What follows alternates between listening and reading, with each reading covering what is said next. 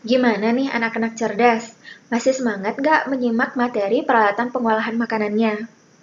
Ibu harap kalian masih semangat ya. Nah, sekarang Ibu lanjutkan untuk menjelaskan materi peralatan besar atau kitchen equipment. Nah, kitchen equipment dibagi menjadi tiga, yaitu yang pertama, peralatan listrik dan gas, yang kedua, peralatan mekanik, dan yang ketiga, peralatan non-listrik. Nah, untuk lebih jelasnya, kita simak lagi yuk bersama-sama. Yang pertama adalah peralatan listrik dan gas. Merupakan jenis peralatan yang menggunakan listrik atau gas sebagai sumber tenaga atau energi dalam pengoperasianannya. Nah, di sini contoh alatnya itu adalah yang pertama ada egg boiler. Di sini gambarnya seperti ini. Kegunaannya adalah untuk merebus telur untuk hidangan makan pagi, seperti soft, medium, atau hard boiled egg. Yang kedua ada toaster. Gambarnya seperti ini. Kegunaannya adalah untuk membuat roti bakar atau toast. Kemudian yang ketiga, di sini ada deep fryer. Nah, gambarnya seperti ini.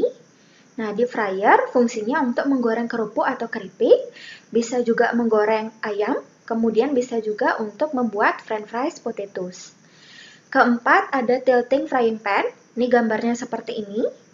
Nah, kegunaannya adalah untuk menggoreng makanan dengan minyak sedikit atau mensaute, kemudian bisa menumis sayur dalam jumlah yang banyak, bisa juga untuk merebus brown stock atau demi-glace. Selanjutnya, Ben Mary, ini gambarnya seperti ini. Ben Mary itu gunanya untuk menyimpan makanan agar tetap panas. Selanjutnya ada bakery oven, ini gambarnya seperti ini. Kegunaannya adalah untuk membakar roti, cake, ataupun kue kering.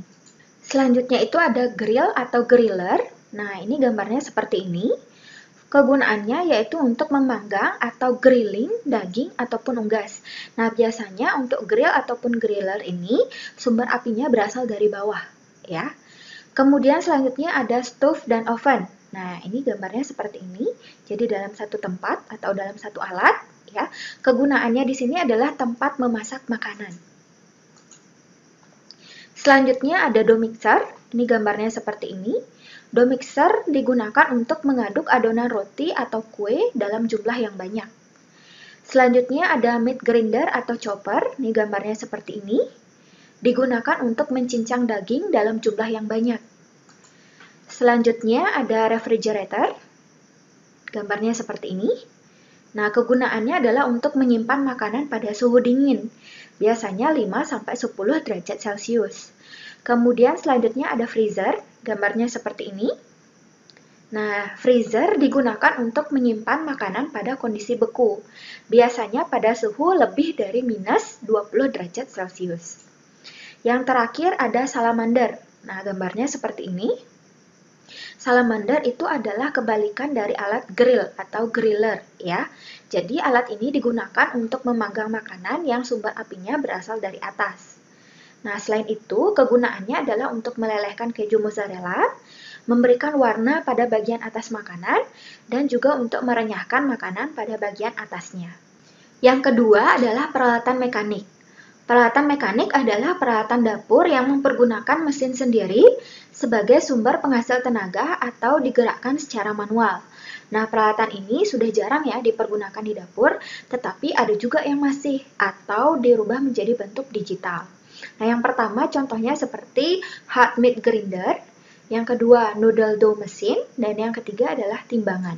Nah, contoh gambarnya adalah seperti berikut ya. Yang ini merupakan contoh gambar dari hard meat grinder. Nah, kemudian yang ini merupakan contoh dari gambar noodle dough machine. Nah, masing-masing gambar ini ketika dioperasionalkan sama-sama digerakkan sendiri atau harus memutarnya secara manual. Kemudian di sini ada timbangan manual ya atau scale tapi masih manual.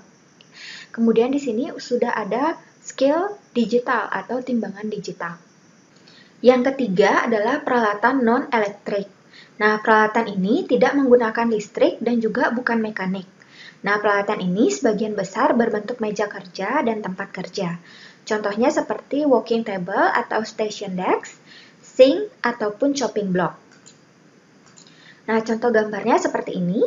Yang ini merupakan contoh dari working table atau tempat bekerja di kitchen. Nah, yang ini merupakan contoh dari sink atau sink merupakan alat atau tempat yang digunakan untuk mencuci peralatan ataupun bahan makanan, ya. Kemudian yang ini merupakan chopping block atau alat yang digunakan sebagai alas dalam memotong bahan makanan. Nah, bahan makanan yang dipotong atau dicincang itu bisa sayuran, bisa buah-buahan, ataupun bisa aneka macam daging seperti unggas ataupun daging yang lain. Anak-anak cerdas, kita juga harus memperhatikan kriteria peralatan pengolahan makanan yang akan kita gunakan, supaya peralatan pengolahan makanan tersebut aman bagi kesehatan kita maupun orang lain. Nah, adapun kriterianya adalah sebagai berikut. Yang pertama adalah keras dan kuat. Di sini maksudnya adalah tidak menyerap bahan makanan dan tidak mudah pecah. Kemudian yang kedua, rata dan halus. Nah, rata dan halus di sini maksudnya baik permukaan peralatan pengolahan di bagian luar maupun dalam harus rata dan halus sehingga mudah untuk dibersihkan. Kemudian yang ketiga, tahan karat. Nah, tahan karat di sini maksudnya walaupun peralatan pengolahan makanan itu sering terkena dengan air, tetapi tidak mudah berkarat sehingga aman bagi kesehatan. Kemudian yang keempat, tahan pecah atau menyeping. Nah, di sini maksudnya apabila peralatan pengolahan itu pecah, nanti akan mudah menyimpan kotoran serta bakteri untuk berkembang biak, sehingga diharapkan peralatan tersebut tahan pecah atau mengeping. Adapun hal-hal lain yang harus diperhatikan dalam peralatan pengolahan makanan, yaitu yang pertama, untuk memudahkan pemeliharaan terutama mengenai kebersihan, maka peralatan pengolahan sebaiknya tidak ada hiasan seperti ukiran atau ujung-ujung dari paku yang menonjol, gigi-gigi, ataupun sudut-sudut yang sulit dibersihkan. Kemudian yang kedua, jika beberapa bagian dari peralatan sulit untuk dibersihkan atau terdapat sisa-sisa makanan yang tertinggal, maka sisa makanan tersebut akan mudah sekali menjadi tempat bakteri untuk berkembang biak dan ini akan mengakibatkan makanan menjadi basi atau keracunan. Kemudian yang ketiga, bahan-bahan yang dipergunakan untuk peralatan dapur tidak boleh terbuat dari bahan-bahan yang mengakibatkan keracunan, seperti misalkan timah hitam.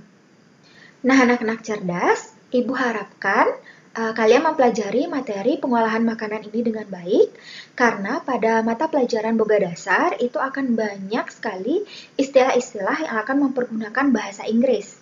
Nah, pada saat kalian praktikum ke depan pun, para guru akan menginstruksikan kalian untuk mengambil peralatan pengolahan makanan ini menggunakan bahasa Inggris. Jadi, Ibu harap kalian pelajari nama peralatan dengan baik, kemudian fungsinya, kemudian juga foto-fotonya yang Ibu sudah jelaskan tadi, sehingga kalian tidak salah mengambil peralatan, ya. Kemudian tidak salah juga dalam menggunakan peralatan tersebut, sehingga kedepannya Ibu harapkan materi peralatan pengolahan makanan ini akan sangat bermanfaat bagi kita semua.